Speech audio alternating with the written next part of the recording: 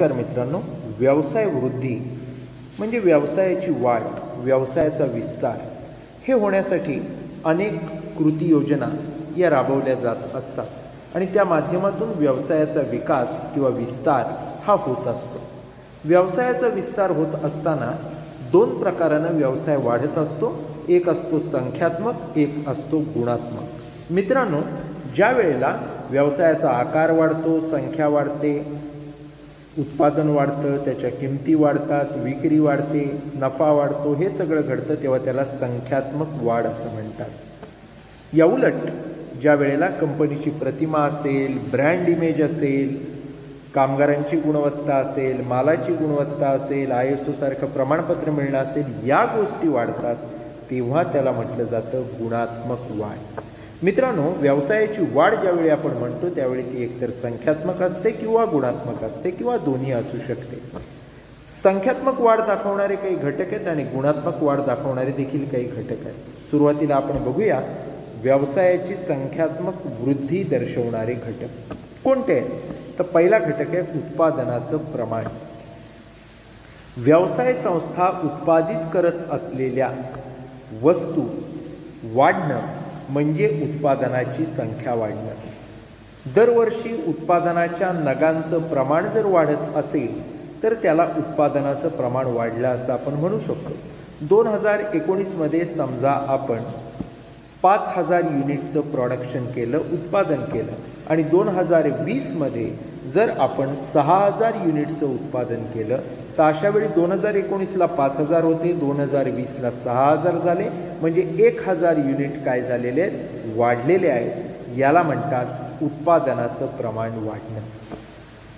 दुसरी गोष्ट असते ती म्हणजे उत्पादनाची किंमत. उत्पादनाची किंमत वाढणं म्हणजे काय, तर समजा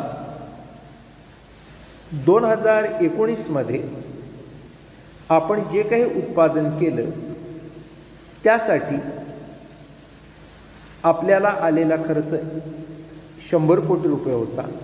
2020मध्ये तो 120 कोटी रुपये झाला. उत्पादनाचं प्रमाण तेवढंच आहे, जे काही युनिट केले ते 1 असेल तर 1, 5 असतील तर 5. 1 कोटीवरून 1,20,00,000 एवढा खर्च झाला, 20 लाखानं वाढला. याला म्हणायचं उत्पादनाची किंमत वाढली, कॉस्ट ऑफ प्रोडक्शन वाढली. पण हे काढत असताना चलनवाढ झाले किंवा नाही हे देखील विचारात घ्यावं लागतं. चलनवाढ जर झाली असेल तर तो चलनवाढीचा दर आपल्याला विचारात घ्यावा लागतो. चलनवाढ म्हणजे काय, कच्च्या मालाची किंमत वाढणं, कामगारांचा पगार वाढणं, अनुषंगिक सेवांचे खर्च वाढणं, हे सगळं का होतं, तर चलनवाढ झाल्यामुळे. चलनवाढ म्हणजे काय, तर रुपयाची किंमत कमी होणं. जी वस्तू 10 रुपयाला मिळत होती त्याला 12 रुपये द्यावं लागलं. या गोष्टीला म्हणतात चलनवाढ. आणि ही जर इन्फ्लेशन किंवा चलनवाढ झाली असेल तर त्यामुळं उत्पादनाची किंमत वाढू शकते. पण ज्यावेळी आपण उत्पादनाची किंमत चलनवाढ न होता वाढते तेव्हा त्याला म्हणायचं उत्पादन किंमत वाढली. त्याच्यानंतरचा घटक असतो तो म्हणजे विक्रीचं प्रमाण. मित्रांनो, व्यवसाय वृद्धी दाखवणारा एक महत्त्वाचा घटक म्हणजे विक्रीमध्ये होणारी वाढ. समजा आपण जर कार विकत असू, 2019मध्ये आपण 5000 कार विकल्या, 2020ला आपण 6000 कार विकल्या, 1000 कार वाढल्या, 5000च्या 6000 झाल्या, 20% त्या वाढल्या. अशा पद्धतीनं जर वाढल्या तर त्याला म्हणतात विक्री वाढली. पण जर व्यवसायाचं आपण विभक्तीकरण केलं तर अशा वेळेला विक्री वाढली असं आपण म्हणू शकत नाही. का असं असतं, तर मी आत्ता कारच विकत होतो गेल्या वर्षी 2019ला 5000 विकत होतो, 2020ला 6000 झाल्या. पण झालं असं, मी 2 प्रकारच्या कार बनवल्या 2020ला, 2019ला एकाच प्रकारच्या होत्या. आता 2 प्रकारच्या बनवल्यावर एक विकल्या 3500, एक विकल्या 2500, अशा 6000 झाल्या. त्या एकाच ब्रँडच्या 5000च्या 6000 झाल्याने असं जर झालं तर त्याला विक्रीचं प्रमाण वाढलं असं आपण म्हणू शकत नाही. यानंतर असतं ते म्हणजे विक्री किंमत. मित्रांनो, चलनवाढीचा दर विचारात घेता दरवर्षी विक्रीच्या किमतीत वाढ झाली तर त्याला विक्री किमतीतली वाढ असं म्हणता येतं. व्यवसायाची संख्यात्मक वृद्धी झाली असा आपण त्याच्यावरून अनुमान काढू शकतो. मित्रांनो, विक्री किंमत वाढणं म्हणजे काय, तर एखादी गोष्ट बाजारात जेव्हा आपण विकतो तेव्हा त्याची किंमत वाढली असं आपण गृहीत धरू शकतो. मित्रांनो, विक्री किंमत समजा एखादी कार आपण 1 लाखाला 2019ला विकत होतो, 2020ला 1,10,000ला विकली. 10,000नं जी किंमत वाढली तर त्याला किंमत वाढणं, विक्री किंमत वाढणं असं म्हणू शकतो. पण चलनवाढीचा दर देखील त्याच प्रमाणात वाढला असेल तर अशा वेळी ती किंमत वाढली असं आपण म्हणणार नाही. कारण जी वस्तू 1 लाखाला मिळत होती गेल्या वर्षी ती 10% वाढून 1,10,000 झाली. चलनवाढीचा दरही 10% किंवा किंबहुना त्याच्याहून जास्त आहे असं जर असेल तर त्याला विक्री किंमत वाढली असं आपल्याला म्हणता येणार नाही. यानंतर असतं ते म्हणजे कामगारांच्या संख्येमध्ये वाढ. संख्यात्मक व्यवसाय वाढीचा एक महत्त्वाचा घटक असतो तो म्हणजे कामगारांच्या संख्येमध्ये होणारी वाढ. जर एखादा व्यवसाय संस्थेत नियमितपणानं कामगारांची भरती केली तर व्यवसायाचा आकार वाढतो किंवा व्यवसाय संस्थेची दिवसेंदिवस प्रगती होते. हे जर घडलं तर त्याला कामगारांची संख्या वाढ असं म्हणतं. गेल्या वर्षी समजा आपल्याकडं नियमित कामगार होते 5,000, यंदा झाले 5,200, तर 200 कामगार वाढले, याला म्हणायचं कामगारांची संख्या वाढली.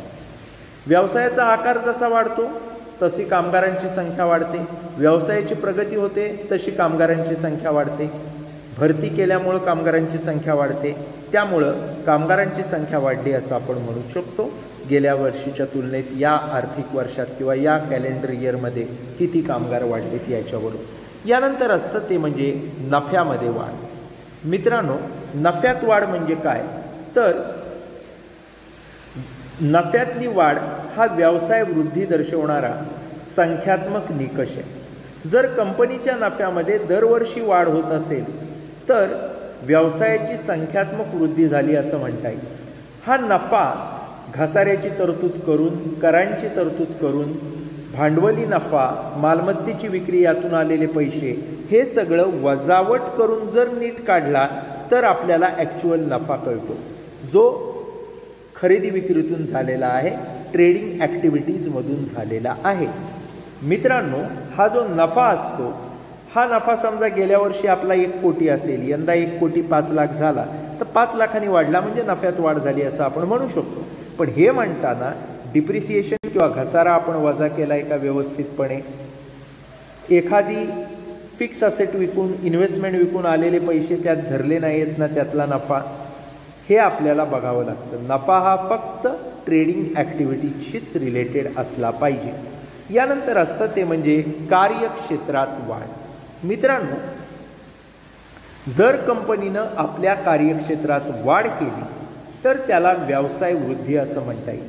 कार्यक्षेत्रात वाढ म्हणजे काय, तर स्थानिक व्यवसाय प्रादेशिक पातळीवर नेणं, प्रादेशिक व्यवसाय हा राज्याच्या पातळीवर नेणं, राज्याच्या पातळीवरचा व्यवसाय राष्ट्रीय पातळीवर नेणं, राष्ट्रीय पातळीवरचा व्यवसाय हा जागतिक किंवा आंतरराष्ट्रीय पातळीवर नेणं, असं जर घडलं तर त्याला कार्यक्षेत्रात वाढ असं म्हटलं जातं. ठराविक कालावधीत कंपनीनं आपल्या कार्यक्षेत्रात वाढ करणं हे व्यवसाय वृद्धीचा एक महत्त्वाचा घटक आहे. यानंतर असतं ते म्हणजे मालमत्तेत वाढ. कंपनीची एकूण मालमत्ता ही दरवर्षी नियमित वाढत असते, त्याला व्यवसाय वृद्धी झाली असं आपण म्हणू शकतो. पण मालमत्तेतली वाढ ही वास्तव वाढ असेल तरच अनेकदा मालमत्तेची पुस्तकातली किंमत, बाजारातली किंमत यामध्ये तफावत दिसून येते. किंबहुना अनेकदा मालमत्तेच्या किमती या विनाकारण वाढवून सांगितल्या जातात. समजा आपल्याकडं फर्निचर खरेदी केलेलं असेल, मशिनरी खरेदी केलेली असेल, तर तुम्हाला बॅलन्स शीटमध्ये ती मशिनरी घेतली तेव्हा पण 1 लाखाला होती, आजही तुम्हाला 1 लाख दिसतात. डिप्रिसिएशन वजा केलेलं असतं ठराविक दरानं, पण आणि त्यामुळे 1 लाखाची समजा 40,000ला झाली असेल, पण बाजारात ती विकायला गेलं तर भंगारात सुद्धा कोणी ती 10,000ला 15,000ला घेणार नाही. अशी जर अवस्था असेल तर अशा वेळेला मार्केट व्हॅल्यू किंवा बाजारपेठेतली किंमत ही त्याची कमी झाली आणि तरीही जास्त किमतीला आपण ती बॅलन्स शीटला दाखवले असं घडू शकतं. अशा पद्धतीनं ती वाढलेली असता कामा नये. तर मालमत्तेतली वाढ ही खरी पाहिजे. समजा आपली बिल्डिंग असेल, बॅलन्स शीटला ती दिसत असेल समजा 15 लाखाला, आज बाजार व्हॅल्यू त्याची 15 लाख 20 लाख अशी असली पाहिजे, 15 लाखापेक्षा कमी असता कामा नये. असं जर असेल तर त्याला आपण म्हणू शकतो की आपली जी मालमत्ता आहे ती वाढलेली आहे. याच्यानंतर असतं ते म्हणजे कच्चा माल. पुढचा पॉईंट जो आहे तो म्हणजे कच्चा माल आणि इंधनाचा वापर. मित्रांनो, कुठलीही कंपनी जेव्हा कच्चा माल आणि इंधनाचा वापर करत असते त्याच्यामध्ये जर वाढ झाली तर आपोआप सगळ्या ॲक्टिव्हिटी वाढल्या आहेत हे सगळ्यांच्या लक्षात येतं. कच्चा माल समजा आपल्याला लागत होता गेल्या वर्षी 50,000 युनिट, यंदा तो 60,000 युनिट लागला, 10,000 युनिट वाढला आहे आपल्या सहज लक्षात येतं. इंधन जे गेल्या वेळी लागत होतं त्याच्यापेक्षा समजा 10% 20% जास्त लागलं तर आपल्या लक्षात येतं की व्यवसाय वाढतो. त्यामुळं कच्च्या मालाची जेवढी मागणी वाढली, इंधनाचा जेवढा वापर वाढला त्या प्रमाणात व्यवसाय वाढला हे सहजपणे आपल्या लक्षात येऊ शकतं, किंबहुना तो व्यवसाय वृद्धी दाखवणारा घटक आहे. यानंतरचं असतं ते म्हणजे एकत्रीकरणाचा प्रकार. मित्रांनो, एकत्रीकरणाचा प्रकार म्हणजे काय तर कंपनीनं जर दुसऱ्या कंपनीबरोबर समायोजन असेल, विलिनीकरण असेल, एकत्रीकरण असेल असा कुठला करार केला तर कंपनीची संख्यात्मक वाढ झाली असा अनुमान आपण काढू शकतो. समजा एक्स नावाची कंपनी होती, तिनं वाय नावाची कंपनी घेतली, म्हणजे काय झालं, त्या कंपनीचा मार्केट शेअर तिला मिळाला, ग्राहक तिला मिळाले, त्या कंपनीचे कामगार त्याच्यात विलीन झाले, मालमत्ता कंपनीत आल्या, यामुळं आपोआपच ती कंपनी वाढली. त्यामुळं हा देखील एकत्रीकरण करणं हा देखील कंपनी वाढण्याचा एक प्रकार आहे असं आपण म्हणू शकतो. मित्रांनो, हे आपण बघितले संख्यात्मक वाढ दाखवणारे घटक. आता आपण बघूयात गुणात्मक वृद्धी किंवा गुणात्मक वाढ दर्शवणारे घटक कोणते असतात ते. तर पहिला असतो कंपनीची प्रतिमा. ग्राहकाच्या मनात असणारं कंपनीचं स्थान म्हणजे कंपनीची प्रतिमा. ग्राहकांच्या मनातली कंपनीची प्रतिमा जर चांगली असेल, त्याच्यामध्ये वाढ होत असेल तर गुणात्मक वृद्धी असं आपण म्हणू शकतो. ग्राहकाच्या मनातली कंपनीची प्रतिमा चांगली आहे त्यामुळं मागणी वाढेल, त्याच्यासाठी उत्पादन वाढावं लागेल. त्यामुळं कंपनीची प्रतिमा हा घटक गुणात्मक वृद्धी दर्शवत असतो आणि त्यामुळं संख्यात्मक वाढ आणि एकूणच कंपनीची वाढ होत असते. यानंतर असतं ते म्हणजे छाप प्रतिमा, ज्याला ब्रँड इमेज असं म्हटलं जातं. कंपनीची छाप प्रतिमा किंवा ब्रँड इमेज ही सुद्धा गुणात्मक वृद्धी दाखवते. छाप प्रतिमा ही वस्तूची गुणवत्ता, दर्जा, किंमत, उपयोग अशा अनेक घटकांवर अवलंबून असते. या सगळ्या घटकांचा जर व्यवस्थित समायोजन झालेलं असेल तर छाप प्रतिमा ही चांगली होते, ती ग्राहकाच्या मनात निर्माण होते आणि छाप प्रतिमा चांगली झाली तर स्पर्धेला तोंड देता येतं आणि संख्यात्मक देखील वृद्धी साधता येते, गुणात्मक वृद्धी साधता येते आणि एकूणच व्यवसायाची वाढ. आज चप्पल किंवा शूज म्हटलं की बाटा आपल्या डोक्यात येतं, वेगवेगळे आयुर्वेदिक प्रोडक्ट म्हटलं की पतंजली आपल्या समोर येतं. आपल्याला जर कापड घ्यायचं असेल तर आपण कॉटन किंगचं नाव घेतो, रेमंडचं नाव घेतो. म्हणजेच काय, त्या त्या क्षेत्रातले ते दिग्गज झालेले आहेत. म्हणजेच काय, त्यांचा जो छाप आहे, ब्रँड आहे, त्याला एक व्हॅल्यू निर्माण झाली. अशी प्रतिमा असेल तर क्वालिटी म्हटलं की अमुक अमुक अशी ती एक आपल्या मनात भावना निर्माण होते. त्यामुळे छाप प्रतिमा ही व्यवसाय वाढवायला, ग्राहक वाढवायला मदत करते. यानंतर असतं ते म्हणजे कामगारांची गुणवत्ता. काही व्यवसाय संघटना या नियमितपणे कामगारांना प्रशिक्षण देतात. प्रशिक्षणामुळे कामगारांची गुणवत्ता वाढते, कौशल्य वाढतं. कामगारांची गुणवत्ता सुधारली की कंपनीची कार्यक्षमता, गुणवत्ता ही देखील सुधारते. या सगळ्याचा परिणाम हा व्यवसायाचा विकास होण्यावरती होत असतो.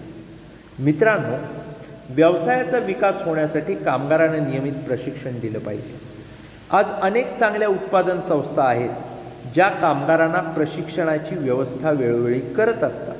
त्यामुळे नक्कीच कामगारांची गुणवत्ता वाढते, त्यामुळे उत्पादनाची क्वालिटी वाढते, क्वांटिटी वाढते आणि एकूणच व्यवसायाची विक्री, नफा, ग्राहक समाधान सगळं वाढत जातं. यानंतरचा घटक असतो तो म्हणजे कच्च्या मालाची गुणवत्ता. व्यवसायाची गुणवत्ता वाढवायची असेल तर चांगल्या दर्जाच्या उत्पादन, चांगल्या दर्जाच्या गुणवत्तेची हमी असलेल्या उत्पादनासाठी चांगल्या प्रतीचा कच्चा माल हा खरेदी केला जाणं गरजेचं असतं.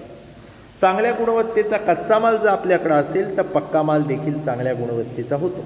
आता जर आपल्याला टाटा टी किंवा इतर कोणती चहाची कंपनी असेल, चहा तयार करत असेल, तर आसाम, दार्जिलिंग अशा ठिकाणी जे चहाचे मळे आहेत तिथून चांगल्या दर्जाचा चहा त्यांनी कच्चा माल म्हणून खरेदी करणं हे आवश्यक असतं.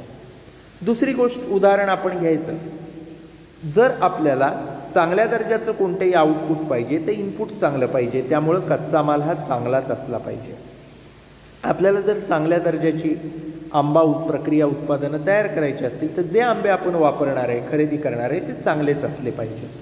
अशा पद्धतीनं कच्चा माल जर गुणवत्तापूर्ण असेल तर त्याच्यामुळं व्यवसायाची गुणवत्ता वाढते, कारण आपोआप पक्का मालाची गुणवत्ता चांगली होते, ग्राहक मिळतात, त्यामुळे व्यवसाय वाढतो.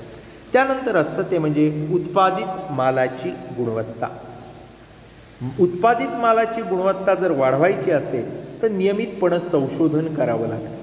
त्यामुळं आधुनिक तंत्रज्ञानाचा वापर केला जाणं गरजेचं ठरतं.